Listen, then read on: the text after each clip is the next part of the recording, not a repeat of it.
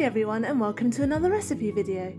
And today I'm making these super fluffy purple sweet potato stuffed purple sweet potato pineapple buns, also known as ube in the Philippines, or purple yams if you're in America.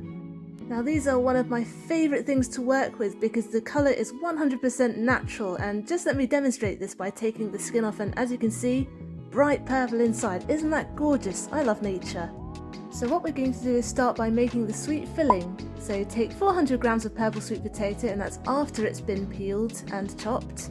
And we're just going to steam until it's soft. This took me about 20 minutes. And now what we're going to do is mash this thoroughly with the back of a fork. No fancy equipment needed. So I'm just going to mash this all up.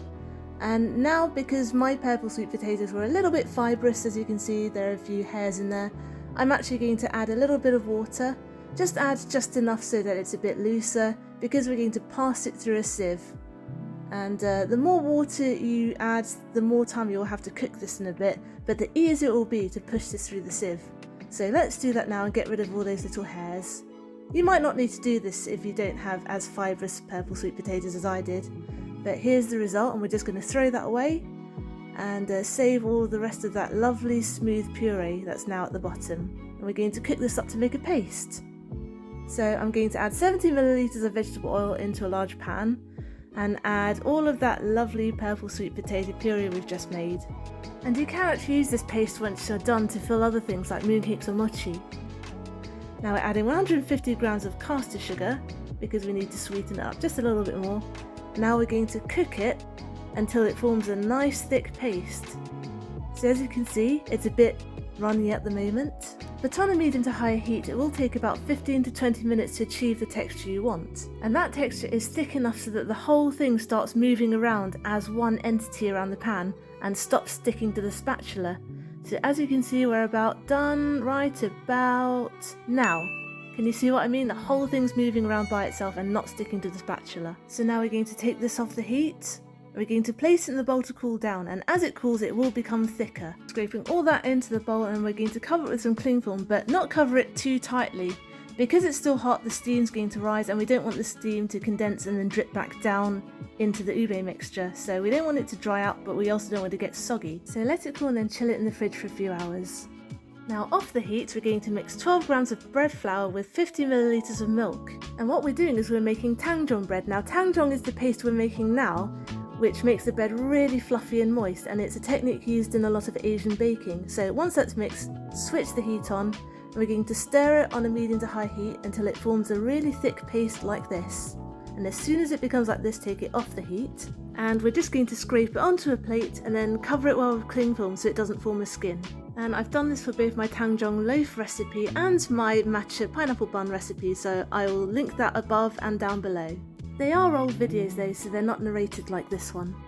Now we're going to take 5 grams of fresh or dry active yeast, add 1 teaspoonful of sugar, and we're going to add 65 milliliters of warm milk. Just stir those all together until it's all smooth and well combined. And then we're just going to set it aside for 2 or 3 minutes until it starts bubbling, just to wake that yeast up. Now we're grabbing 200 grams of bread flour and adding 30 grams more caster sugar to it.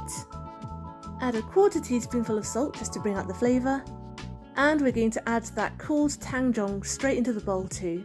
I was a bit naughty here because I didn't wait for the Tangzhong to cool completely, but it was only just warm, so I just about got away with it. Make sure it's not hot though. Now I'm adding 15 grams of softened unsalted butter. Important that it's soft, otherwise it'll be hard to stir in. And then we're adding half a beaten egg, just half. Don't throw the rest away just yet though, because we're going to need that in a minute to make the last part of the pineapple buns. So set that aside.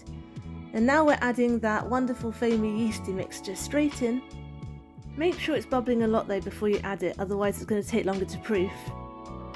And now we're going to stir it all together until it forms a dough. And then once it forms a dough, we're going to switch to our hands and start kneading. Or if you're lucky enough to have a stand mixer like a KitchenAid or a Kenwood, then just do it in there, no need to get your hands dirty.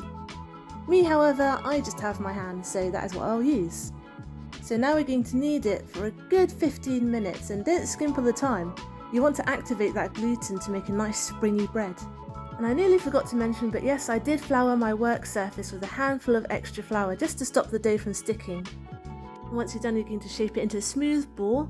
pop it into a lightly oiled bowl and cover it well with cling film and then leave it to proof until it's doubled in size, which will take about half an hour to an hour depending on how warm or cold your room is. Once in winter it took me 2 hours to proof my dough. Now we're going to take 70 grams of plain flour and add 30 grams of icing sugar and 30 grams of unsalted butter, which has also been softened to help us with the stirring process. And we are going to add 2 teaspoonfuls of ube extract or ube flavouring, because now it's time to make that lovely sweet crust that goes around our pineapple bread. Wow, I was really struggling to get my words out there.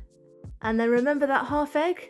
I almost didn't, which is why I'm adding it now. We're going to take 1 tablespoonful of that beaten egg and add it to our bowl now. And now that's it, you're done with the rest of the egg, you can set that aside. And we're going to stir this until it forms a dough. So stir, stir, stir, it will look like a mess at first, in which case you transfer it to your hands. And now you have a nice, shiny, soft dough, which we're now going to split into 4 pieces because we're going to make 4 buns. So I'm just using my bench scraper here to cut it into 4, but you can use a blunt knife, you don't have to use a bench scraper. And we're just going to set this aside. Oof, I'm really messy here. Now we're going to prepare our work surface. And what we're going to do is we're going to roll out all 4 pieces of our purple dough in between 2 pieces of grease-proof baking paper, and that's going to make it so much easier to transfer those discs of purple dough onto our bread dough. So we're popping all 4 pieces on now, onto one side of the sheet, and then we're going to take the other piece of paper, lay it over, and we're just going to get the dough started by patting it down with our hands just to flatten it a little bit. And then we're going to do the rest of the work with a little rolling pin, which I have right here, and just rolling them out until you have 4 rough disc shapes. Perfect. Now we're just going to set those aside, and we're taking 100 grams of our purple sweet potato or ube paste that we made earlier, and then it's nice and chilled from being in the fridge, and split that into 4 pieces.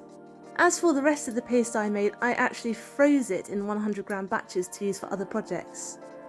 Now we're taking our proof dough and it's nice and puffy, and we're going to punch it down to try and get rid of some of that excess air, because we don't want massive air bubbles in our bread. And you guessed it, we're going to split that into 4 pieces too. So now we're going to just lightly flour our work surface, we don't need as much flour as last time. And I'm just going to take my handy bench scraper, again you can just use a blunt knife, to cut it into 4 bits. If you want to be more exact about it, feel free to use some kitchen scales to make sure each piece is exactly the same, but I didn't bother, I just eyeballed it. And now I'm shaping each piece into a ball, which will make them easy to roll out in a bit. And I'm just taking one and rolling it out into a fat disc. And now, kind of like making a bao or a dumpling, we're going to pop a ball of our purple sweet potato paste right in the centre, and we're going to close it up so that it engulfs the whole paste. Put it seam side down, pop it back under the cling film so it doesn't dry out, and then repeat for the other 3 pieces of dough. Now if you can't be bothered to make the ube paste for the filling, you can actually use other pastes like red bean. I actually did use red bean paste to make my matcha pineapple buns. But yellow bean, black sesame and chestnut paste also works well too, and you can often find these at Chinese supermarkets. And now for the final few steps, we're going to enclose our filled buns with our purple biscuit dough. So take 1 bun and just pop it seam side up on top of one of our discs, just like this. And we're just going to carefully peel that off onto the top of the bun. How easy was that? So easy with the paper. Now we're just going to pinch it a bit so that it encloses the bun like so.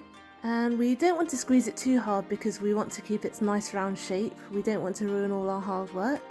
But we do want to make sure that biscuit dough is properly stuck to the bread dough. Now we're grabbing 100 grams of caster sugar, which we're going to use just in a minute for the finishing touch. But before that, we're going to score that classic pineapple bun shape into the tops of our buns. So I'm using my trusty bench scraper again. And again, you can just use a blunt knife for this. And I'm scoring in lines one way and then going in the other way to create the diamond pattern. And again, don't press too hard, you don't want to go all the way through, you just want to do it so it's just deep enough so that it doesn't flatten out in the oven. Look familiar? Right, and for the final finishing touch, which is completely optional by the way, I'm going to dip that into the sugar and it creates a really nice texture.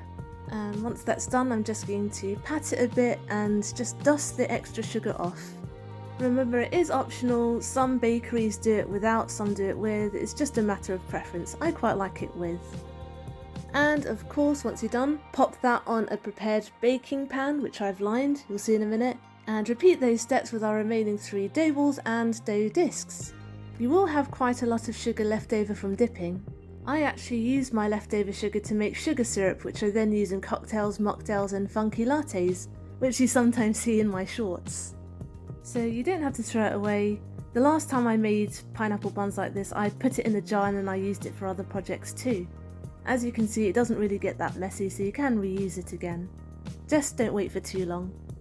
Anyway, once you're done shaping your buns, we're going to cover them and then we're going to let them rest for another 30 minutes because we want them to rise again a little bit more. And while they're doing that, we're going to preheat the oven to 180 degrees C. And all that's left to do is to bake them. So once they're done with their final rise, you're going to pop them in the oven and bake them for 15 minutes. And that's about it. You're probably going to want to let them cool down for 10 minutes after baking them before eating because they are going to be really hot and no one likes a burnt mouth. Thanks for watching. I hope you enjoyed today's video and I hope you'll join me next Wednesday for my next one. Get the full recipe on my blog tashcakes.com and find me on Instagram as tashcakestastes. Subscribe and hit the notification bell if you'd like to see more. Give this video a like if you liked it to help people find it. Comment down below if you'd like me to make anything in particular, and I'll see you guys later. Stay safe, be nice, and have a good week.